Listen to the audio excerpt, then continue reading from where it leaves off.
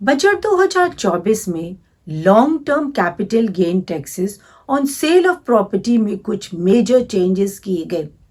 20% tax rate with indexation, 12.5% tax rate without indexation, which ever is beneficial. यहाँ पर tax payers को बड़ा confusion है। फाइनेंशियल ईयर 25-26 में यदि आप अपनी कोई भी प्रॉपर्टी सेल करते हैं तब आप पर long term capital gain taxes किस तरह एप्लीकेबल किए जाएंगे, क्या आपको इंडेक्सेशन का बेनिफिट मिलेगा या नहीं मिलेगा। आज इस सेशन में इन सभी बातों को एक एक करके हम आपके साथ डिस्कस करेंगे। वीडियो इंपॉर्टेंट होने वाली है और आप सभी को सेशन के एंड तक मेरे साथ बने रहना है।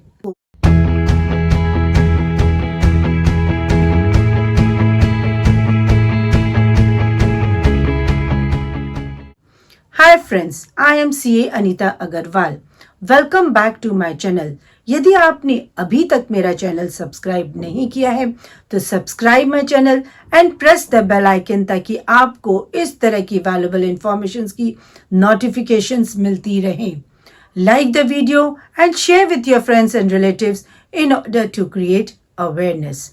चलिए समझते हैं कि यदि फाइनेंशियल ईयर 25-26 में आप अपनी कोई भी प्रॉपर्टी सेल करते हैं तो उस पर long term capital gain taxes आप पर किस तरह एप्लीकेबल किए जाएंगे।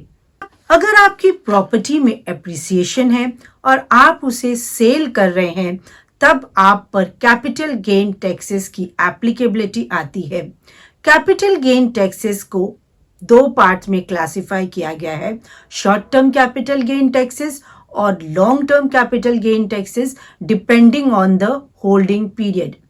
यदि आप अपनी प्रॉपर्टी को जब भी आप उसे परचेज करते हैं और उसे विद इन 24 मंथ्स आप सेल आउट करते हैं, उस केस में आप पर short term capital gain taxes applicable किए जाएंगे और short term capital gain taxes को आपकी टोटल इनकम में ऐड कर दिया जाएगा और उन्हें टैक्सेबल किया जाएगा at a normal slab rates और उसमें टैक्स रेट एप्लीकेबल किए जाएंगे। जिस भी आप टैक्स ब्रैकेट में फॉल करेंगे उसी हिसाब से आप पर टैक्स रेट एप्लीकेबल किए जाएंगे। अगर आपने अपनी प्रॉपर्टी को परचेज करने के बाद 24 मंथ से ज़्यादा होल्ड करके आप उसे सेल करते हैं, उस केस में आप पर long term capital gain taxes applicable किए जाएंगे और बजट 2024 में long term capital gain taxes on sale of property पर मेजर अमेंडमेंट्स किए गए और उन अमेंडमेंट्स के हिसाब से आप पर long term capital gain taxes on sale of property 12.5% without indexation and 20% with indexation benefit. और आपके पास चॉइस होगी कि जो भी ऑप्शन आपके लिए बेनिफिशियल है आप उसे चूज कर सकते हैं। Understanding how the property sale gains are tax in India for financial year 25-26 assessment year 26-27। यदि आपने कोई भी प्रॉपर्टी 23 जुलाई 2024 से पहले एक्वायर की है, उस केस में आपके पास सिर्फ एक ही ऑप्शन अवेलेबल है, 12.5% विदाउट इंडेक्सेशन। यहाँ पर आपको इंडेक्सेशन का बेनिफिट नहीं दिया जाएगा।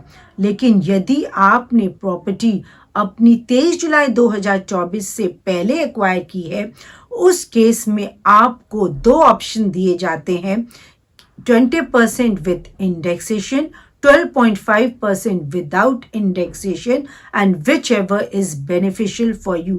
और ये ऑप्शंस आपको दोनों ही टैक्स रिजिम में दिए जाते हैं, चाहे वो आपका ओल्ड टैक्स रिजिम हो चाहे वो न्यू टैक्स रिजिम हो, पर इसके लिए आपको कुछ मेजर कंडीशंस को सेटिस्फाई करना होगा।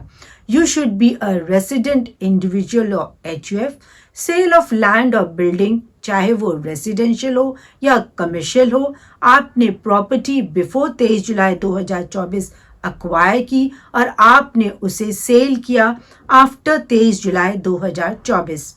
इन सभी बातों को हम कुछ एग्जाम्पल्स के थ्रू समझते हैं।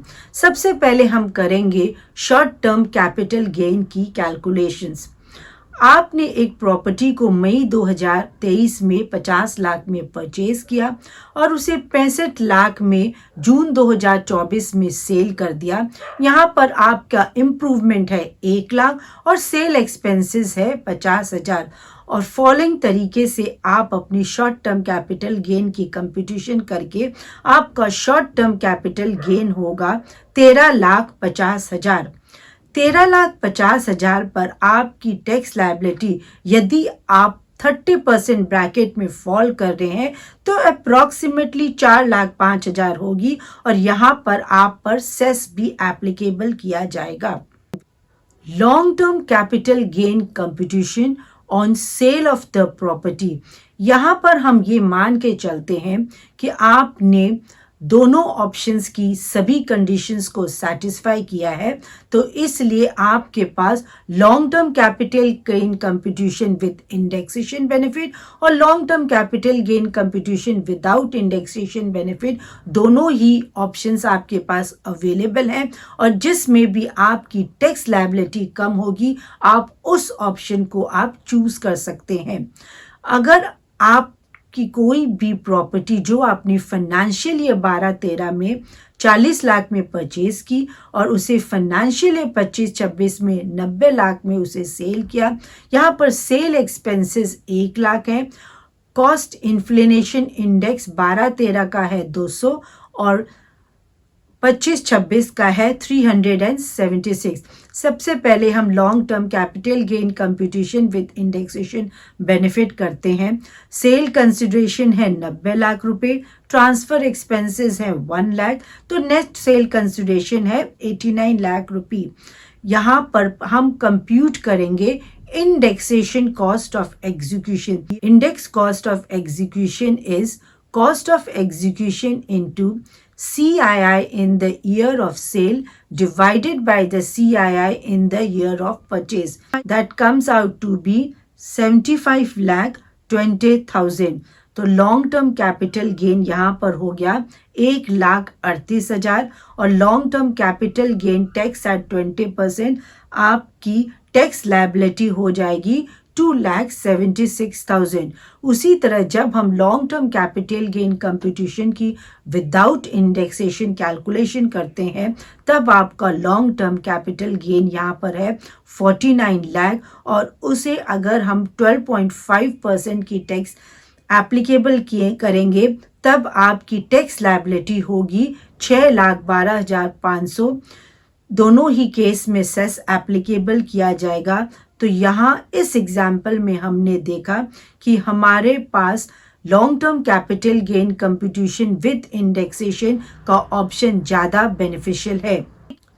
अब हम एक एग्जाम्पल के थ्रू ब्रेक इवन सिचुएशन को समझने की कोशिश करते हैं।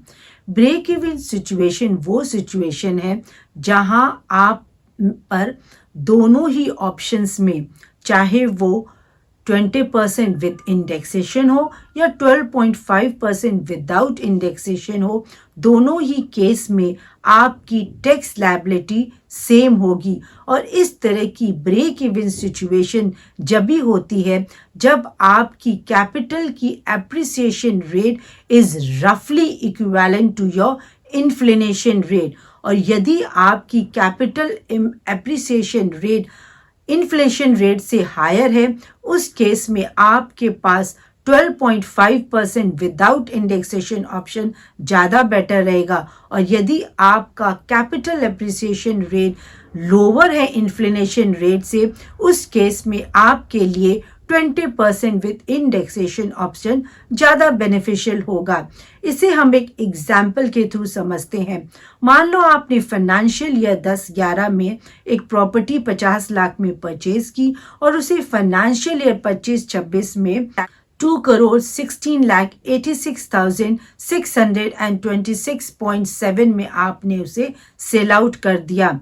सबसे पहले हम long term capital gain computation with indexation benefit करते हैं तो हमारा लॉन्ग टर्म कैपिटल गेन है 1,04,29,141.67। उसी तरह आपका long term capital gain without indexation है 1,66,86,626.7 पर यहाँ पर आपकी टैक्स लायबिलिटी 20% और 12.5% दोनों ही केसेस में आपकी टैक्स लायबिलिटी सेम है, दैट इज 20,85,828.33।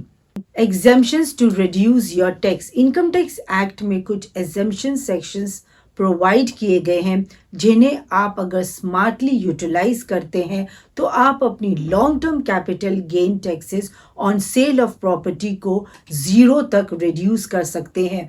पहला ऑप्शन है आपके पास exemption under section 54।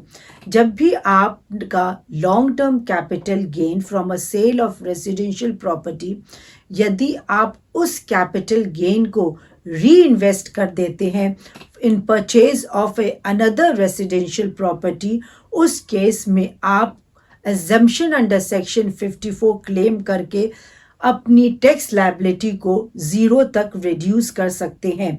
Second option is exemption under section 54 EC। इस केस में जब भी आप अपने लॉन्ग टर्म कैपिटल एसेट्स का जो भी आपका सेल कंसिडरेशन है उसे री इन्वेस्टमेंट करते हैं with in the period of 6 months in specified bonds, NHAI या REC, यहाँ पर आपको 50 लाख तक का एग्जेम्पशन ग्रांट किया जाता है। The third option is exemption under section 54F। जब भी आप अपनी कोई भी लॉन्ग टर्म कैपिटल एसेट को सेल करते हैं और उसे आप अपने जो भी आपका सेल कंसिडरेशन है उसे री इन्वेस्ट करते हैं इनटू अ रेसिडेंशियल प्रॉपर्टी, यहाँ पर भी आपको exemption under section 54F proportionate basis में प्रोवाइड किया जाता है, जिससे आप अपने टैक्स लायबिलिटी को काफ़ी हद तक रिड्यूस कर सकते हैं। इन सभी एग्जम्पशंस को ऑलरेडी हम अपनी एक डिटेल्ड वीडियो में डिस्कस कर चुके हैं, आप चाहें तो उसे व्यू कर सकते हैं। Hope guys long term capital gain taxes on the sale of property से रिलेटेड जो भी आपकी क्यूरीज थी वो काफ़ी हद तक रिजॉल्व हो गई होंगी। अब भी अगर आपकी कोई भी डाउट है तो please let me know in the comment section. Thanks for your valuable time. जय हिंद।